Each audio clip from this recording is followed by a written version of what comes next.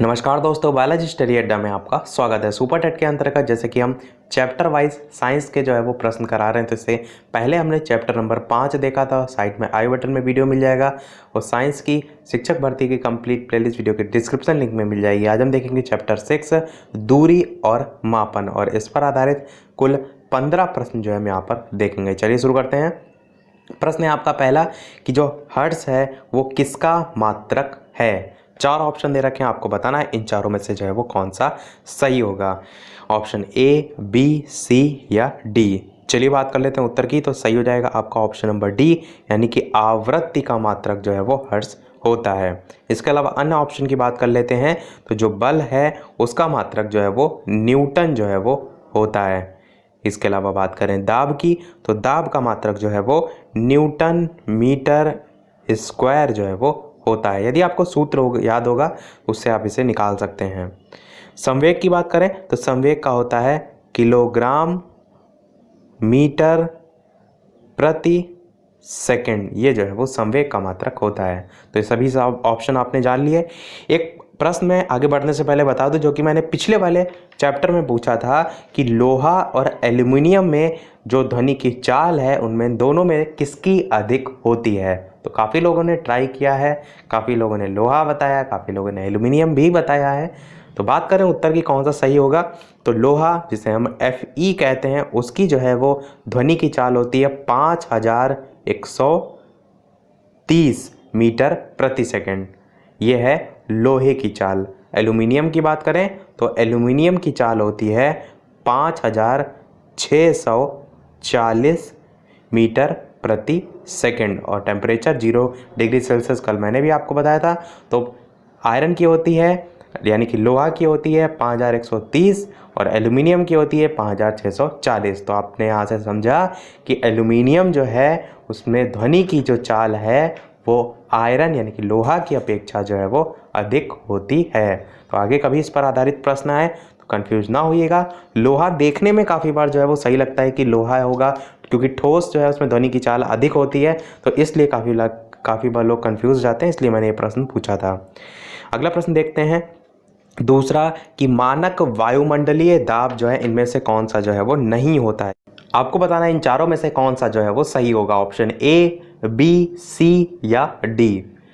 तो चलिए बात करते हैं उत्तर की। तो ऑप्शन नंबर डी आपका सही होगा। 1.03 किलोग्राम प्रति सेंटीमीटर क्यूब, ये आपका मानक वायुमंडलीय दाब नहीं होता है।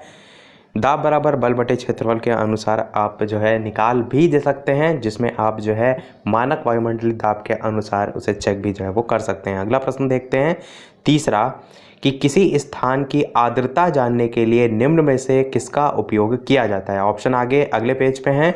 तो आर्द्रता जानने के लिए किसका उपयोग किया जाता है, हाइग्रोमीटर का, पाइरोमीटर का, पेरिस्कोप का या हाइड्रोमीटर का। तो 4 ऑप्शन दे रखे हैं, आपको बताना है इन चारों में से कौन सा जो है वो सही होगा।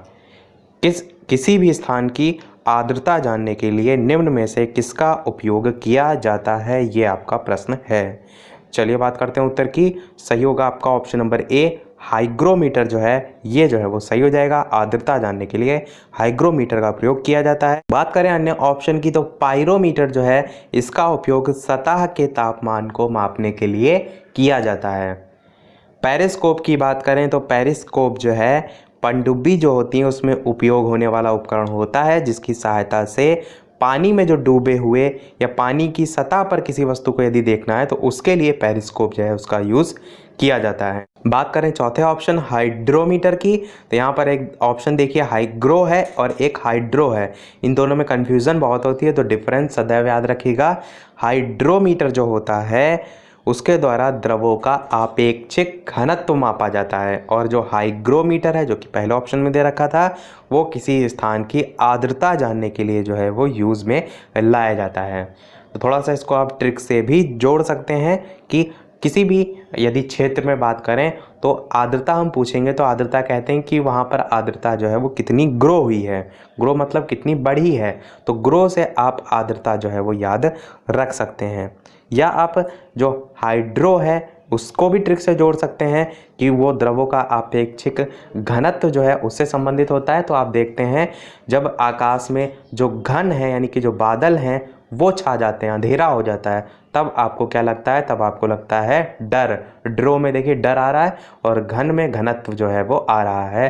तो इस टाइप से घन से आप डरो यानी कि हाइड्रोमीटर जो है वो याद रख सकते हैं। इसके अलावा वीडियो पसंद आए तो वीडियो को लाइक भी अवश्य करते रहिएगा, ताकि मुझे भी मोटिवेशन मिलता रहे, मैं आपके लिए इसी प्रकार अच्छे से अच्छे प्रश्न लाता रहूं। अगला प्रश्न चौथा देखते हैं, चुंबकीय प्रेरण का एसआई मात्रक क्या होता है? 4 ऑप्शन है, आपको बताना है इन चारों में से कौन सा जो है वो सही होगा। ऑप्शन ए, बी, सी या डी। चलिए बात कर लेते हैं उत्तर की। सही हो जाएगा आपका ऑप्शन नंबर बी, यानी कि टेस्ला जो है ये चुंबकीय प्रेरण का एसआई मात्रक होता है। ज्योति तीव्रता जो है उसका एसआई मात्रक कैंडिला होता है। ध्यान रखिएगा, ज्योति तीव्रता जो है उसका एसआई मात्रक कैंडिला होता है। जो लेंस है उसकी क्षमता की यदि बात करें तो उसका एसआई मात्रक जो है वो डायोप्टर होता है, लेंस की क्षमता का एसआई मात्रक। और जो चौथा ऑप्शन है इसकी बात करें पॉइज, तो शुद्ध गतिक श्यानता, शुद्ध गतिक श्यानता का मात्रक जो है वो पॉइज जो है वो होता है। तो चारों ऑप्शन मैंने बता दिए, चारों ध्यान रखिएगा, जिसमें टेस्ला और कैंडिला सबसे ज़्यादा बार पूछा जाता है। अगला प्रश्न देखते हैं पांचवा, कि कार्य तथा ऊर्जा की इकाई जो है वो क्या है? 4 ऑप्शन है, आपको बताना है इन चारों में से जो है वो कौन सा सही होगा। ऑप्शन ए, बी, सी या डी। चलिए बात करते हैं उत्तर की, कौन सा सही होगा? तो सही हो जाएगा आपका ऑप्शन नंबर ए, यानी कि जूल जो है वो कार्य तथा ऊर्जा की इकाई होती है। जब किसी भी वस्तु पर बल लगाकर विस्थापन उत्पन्न किया जाता है, यानी उस वस्तु की स्थिति में परिवर्तन किया जाता है, विस्थापन का मतलब ही होता है, तो जो बल होता है उसके द्वारा किया गया जो कार्य होता है वो बल और बल की दिशा में जो विस्थापन है उसके गुणनफल के बराबर होता है। आपको याद होगा कल मैंने ये सूत्र भी बताया था, W बराबर F into S cos theta, theta भी यदि दे रखा है तो उसके साथ लग जाता है। और कार्य जो है वो एक अदिश राशि है और इसका मात्रक जो है वो न्यूटन मीटर है, जिसे जूल भी जो है वो कहते हैं। अगला प्रश्न देखते हैं छठा, आवाज़ जो है उसकी माप का मात्रक जो है वो क्या है? Decibel, hertz. तीसरा ऑप्शन है एम्पलीफायर और चौथा है आपका एकॉस्टिक्स। तो 4 ऑप्शन है, कौन सा सही होगा? कल मैंने सभी अलग अलग माध्यम में आपको जो है वो बताया था, तो वो सभी जो है वो डेसिबल में मान बताया था, जो कि आपका ऑप्शन नंबर ए में दे रखा है, यही जो है वो सही हो जाएगा। तो ध्वनि की सामान्य मापन इकाई डेसिबल जो है वो कहलाती है। और जो ध्वनि दाब है उसकी मापन इकाई यदि पूछी जाए तो वो भारित ध्वनि दाब कहलाती है। इंग्लिश में हम उसे वेडेड साउंड प्रेसेट कहते हैं। ध्वनि दाब के बारे में मैंने यहाँ पर बताया। इसके अलावा जो केंद्रीय प्रदूषण नियंत्रण बोर्ड है CPCB, इसकी फुल फॉर्म भी आपको अवश्य याद होनी चाहिए, सेंट्रल पॉल्यूशन कंट्रोल बोर्ड। इसकी स्थापना कब हुई थी? तो 1974 में इसकी स्थापना हुई थी। और किसके द्वारा की गई थी? तो पर्यावरण और वन मंत्रालय के तहत जो है इसकी स्थापना की गई थी। और इसने अलग अलग जो क्षेत्र हैं उसमें जो ध्वनि या आवाज़ जो है उसकी जो अलग अलग डेसिबल स्तर होता है वो जो है वो निश्चित कर रखे हैं। जैसे कि आप कह सकते हैं आवासीय जो क्षेत्र होते हैं उसमें अधिकतम 55 डेसिबल, व्यापारिक जो क्षेत्र हैं उसमें 65 डेसिबल, औद्योगिक क्षेत्र हैं उसमें 75 डेसिबल, ये ध्वनि जो है वो निर्धारित भी की गई हैं। अगला प्रश्न देखते हैं सातवां, कि भौतिक मात्रा ज्योति की इकाई जो है वो क्या होती? तो 4 ऑप्शन है, कौन सा सही होगा? सही होगा आपका ऑप्शन नंबर सी, यानी कि लक्स। देखिए MKS पद्धति और CGS पद्धति मात्रक अलग अलग होता है। MKS जो है उस पद्धति उसमें इसका मात्रक ल्यूमैन प्रति मीटर स्क्वायर ये जो है वो होता है, इसी को जो है वो लक्स कहते हैं, जो कि आपका ऑप्शन नंबर सी जो है वो दे रखा है। CGS में इसका मात्रक जो है वो फोर्ट होता है और एक फोर्ट की वैल्यू की बात करें तो 10 की पावर 4 लक्स के जो है वो बराबर होता है। तो इस पर आधारित यदि कोई प्रश्न पूछा जाए तो भी आप जो है वो कर ले जाए, इसलिए मैंने बता दिया। तो ये जो है वो CGS में मात्रक होता है फोर्ट। अगला प्रश्न देखते हैं आठवां, कि एक तरफ आपको वर्ग दे रखे हैं उच्च वेग, तरंग दैर्ध्य, ताप और ऊर्जा, दाब और ऊर्जा, और दूसरी तरफ जो है उनके मात्रक दे रखे हैं और आपको जो है वो ये बताना है इन चारों में से कौन सा सही मिलान जो है वो होगा। नीचे ऑप्शन भी आपको दे रखे हैं, ऑप्शन A, B, C या D। तो चलिए बात कर लेते हैं उत्तर की कौन सा सही होगा। सही होगा आपका ऑप्शन नंबर सी, यानी ए वाला जो मैचिंग है वो आपका पहले वाले ऑप्शन से होगा। उच्च वेग जो है इसका मैक हो जाएगा। तरंग दैर्घ्य की बात करते हैं तो उसका 2 हो जाएगा, यानी कि सामने सामने लिखे हुए हैं एंगस्ट्रॉम। सी वाला ऑप्शन दाब जो है उसका पास्कल हो जाएगा और ऊर्जा जो है उसका जल हो जाएगा। तो उच्च वेग को मापने में मैक नामक मात्रक का प्रयोग किया जाता है। प्रकाश तरंग दैर्घ्य का मात्रक एंगस्ट्रॉम होता है। दाब जो है उसको पास्कल नामक मात्रक में मापा जाता है और कार्य तथा ऊर्जा का मात्रक जूल होता है। और इसी प्रकार जो विशिष्ट ऊष्मा है, जो कि आपके बीटीसी के लेवल पर प्रश्न पूछा जा चुका है, उसके लिए जूल प्रति किलोग्राम प्रति केल्विन नामक मात्रक जो है वो यूज़ किया जाता है। तो आपका ऑप्शन सी जो है वो सही हो जाएगा। अगला प्रश्न 9 देख लेते हैं कि निम्नलिखित में से कौन सी एक सदिश राशि है। संवेग, दाब, ऊर्जा या कार्य। 4 ऑप्शन है, आपको बताना है कौन सा जो है वो सही होगा। सदिश राशि होती क्या है? ऐसी भौतिक राशियाँ जिनमें परिमाण के साथ साथ दिशा यानी कि डायरेक्शन भी जो है वो होता है, वही सदिश होती हैं। जैसे कि विस्थापन, वेग, बल, भार, संवेग, विद्युत क्षेत्र, ऐसी बहुत सी जो है वो सदिश राशियाँ हैं। तो इन चारों में से कौन सा सही होगा? सही होगा आपका ऑप्शन नंबर ए, यानी कि संवेग जो है आपका सदिश राशि होता है। और इसके जस्ट अपोजिट अदिश राशियाँ, जिनमें कह सकते हैं कि जो दिशा है उसकी आवश्यकता नहीं होती, जैसे कि कार्य, ऊर्जा, दाब, ताप, ये सभी अदिश राशियाँ होती हैं। अगला प्रश्न 10 देखते हैं कि 1 किलोमीटर दूरी का तात्पर्य क्या है। तो 4 ऑप्शन है, कौन सा सही होगा? आप सभी जानते हैं 1000 मीटर होता है। 1 किलोमीटर बराबर 1000 मीटर। अगला प्रश्न है 11, एक नैनोमीटर जो है वो होता है कितने के बराबर होता है। ये प्रश्न मेरे ख्याल से पिछले वाले जो है वीडियो में भी जो है वो पूछा गया था, तो आपने वहाँ पर ध्यान से सुना होगा, तो बिल्कुल गलत नहीं होगा कि 1 नैनोमीटर 10 की पावर -7 सेंटीमीटर के बराबर जो है वो होता है।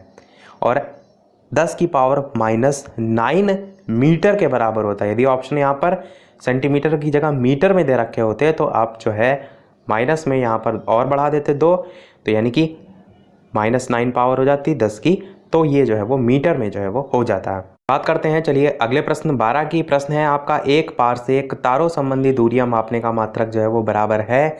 तो किसके बराबर होता है? 4 ऑप्शन दे रखे हैं, आपको बताना है कौन सा सही होगा। पारसेक होता क्या है? ये जो है वो प्रकाश वर्ष की जो भांति जो खगोलीय दूरियां हैं वो मापने का पैमाना होता है। और जो पारसेक है उसका संक्षिप्त रूप जो है वो पैरालैक्टिक साउंड जो है वो होता है। बात करें उत्तर की, कौन सा सही होगा? सही हो जाएगा आपका ऑप्शन नंबर बी, 3.25 प्रकाश वर्ष जो है वो सही हो जाएगा। एक पारसेक जो है वो किसके बराबर होता है? तो 3 × 10 की पावर 16 मीटर जो है इसके बराबर होता है एक पारसेक की वैल्यू। एक प्रकाश वर्ष की वैल्यू किसके बराबर होती है? तो 9.46 × 10 की घात 15 मीटर के बराबर जो है वो होती है। और एक प्रकाश वर्ष और या कह सकते हैं प्रकाश वर्ष और पारसेक दोनों में संबंध क्या होता है? तो एक पारसेक जो है वो 3.25 जो प्रकाश वर्ष है उसके बराबर होता है, जो कि आपका ऑप्शन में दे रखा है। और इसी को दूसरे तरीके से भी लिख दिया जाता है 3.262। जब दशमलव में आप आगे तक सॉल्व करते हैं तो ये आता है, वरना राउंड ऑफ करके जो है इसी को जो है वो 5 करके लिख दिया जाता है, तो ये जो है आपका हो जाएगा। तो एक पारसेक बराबर 3 × 10 की पावर 16, एक प्रकाश वर्ष बराबर 9.46 × 10 की पावर 15, और दोनों में संबंध एक पारसेक बराबर 3.25 प्रकाश वर्ष। अगला प्रश्न 13 देख लेते हैं, निम्नलिखित में से कौन सा सुमेलित नहीं है। 4 ऑप्शन दे रखे हैं, कौन सा सही होगा? तो अभी मैंने आपको बताया कि प्रकाश वर्ष जो है वो समय मापने की इकाई नहीं है, क्योंकि प्रकाश वर्ष जो है वो दूरी के संबंध में होती है। बाकी सभी ऑप्शन सही हैं। नॉट जो है वो जहाज के चाल की माप, नॉटिकल मील नौ संचालन में प्रयुक्त दूरी की इकाई, एंगस्ट्रॉम जो है वो प्रकाश के तरंग दैर्घ्य की इकाई, ये सभी सही है। तो ऑप्शन डी आपका जो है वो सही हो जाएगा। अगला प्रश्न हम आपसे पूछ रहे हैं, जैसे कि सभी वीडियो में हम आपसे एक नेक्स्ट प्रश्न पूछते हैं। इस वीडियो का आपके लिए प्रश्न है कि बल का मात्रक इन चारों में से जो है वो कौन सा सही होगा? फैराडे होगा, फर्मी होगा, न्यूटन होगा या रदरफोर्ड होगा? तो इन चारों में से कौन सा सही होगा? वीडियो के मेन कमेंट में टाइप करके अवश्य बताइएगा। हालांकि ये प्रश्न हम आपको इससे पहले भी जो है वो बता चुके हैं, तो मुझे आशा है कि सभी लोग इसका उत्तर बिल्कुल सही बताएंगे। चलिए बात करते हैं अगले और इस वीडियो के लास्ट प्रश्न की तरफ। इसके अलावा अभी तक वीडियो आपने लाइक ना किया हो तो लाइक अवश्य कर दीजिएगा, और इतनी सारी इन्फॉर्मेशन हम आपको प्रोवाइड करा रहे हैं तो एक लाइक तो आपका बनता ही है। इसके अलावा नए चैनल पर तो सब्सक्राइब जरूर कीजिएगा, ताकि इसी प्रकार आगे भी चैप्टर वाइज वीडियो आपको मिलते रहें। बढ़ते हैं अपने प्रश्न की तरफ। सापेक्षिक आर्द्रता रिलेटिव ह्यूमिडिटी नापी जाती है, ये हमारा लास्ट प्रश्न होगा इस चैप्टर का, क्योंकि कुल 15 ही प्रश्न यहाँ पर दे रखे हैं। इन चारों में से कौन सा सही होगा? ऑप्शन ए, बी, सी या डी। यदि आपने इससे पहले एक्सप्लेनेशन प्रश्न का एक सुना होगा ध्यान से, तो बिल्कुल आपका गलत नहीं होगा, क्योंकि मैंने बताया था कि जो हाइड्रो है, ड्रो मतलब डर रहे हैं, यानी कि घन, यानी कि घनत्व, तो घनत्व संबंधी यदि पूछा जाएगा तो आपका हाइड्रोमीटर होगा, और आर्द्रता तो आप कहेंगे हाइग्रोमीटर, यानी ऑप्शन बी आपका बिल्कुल सही हो जाएगा। अन्य ऑप्शन की भी बात कर लेते हैं। लैक्टोमीटर, तो लैक्टोमीटर जो है वो दूध की शुद्धता मापने के लिए प्रयोग में लाया जाता है। पोटेंशियोमीटर की बात करें तो विद्युत परिपथ के दो बिंदुओं के बीच जो विभवांतर है उसके लिए जो है वो पोटेंशियोमीटर जो है उसका उपयोग किया जाता है। ये चारों ऑप्शन हो जाएंगे आपके। इसी के साथ हमारा ये चैप्टर समाप्त होता है। आज के वीडियो में इतना ही। वीडियो पसंद आया हो लाइक अवश्य कीजिएगा, नए हैं चैनल पर सब्सक्राइब जरूर कीजिएगा। चलिए मिलते हैं अगले वीडियो में नए चैप्टर के साथ, नए टॉपिक के साथ। तब तक के लिए नमस्कार। Thank you for watching.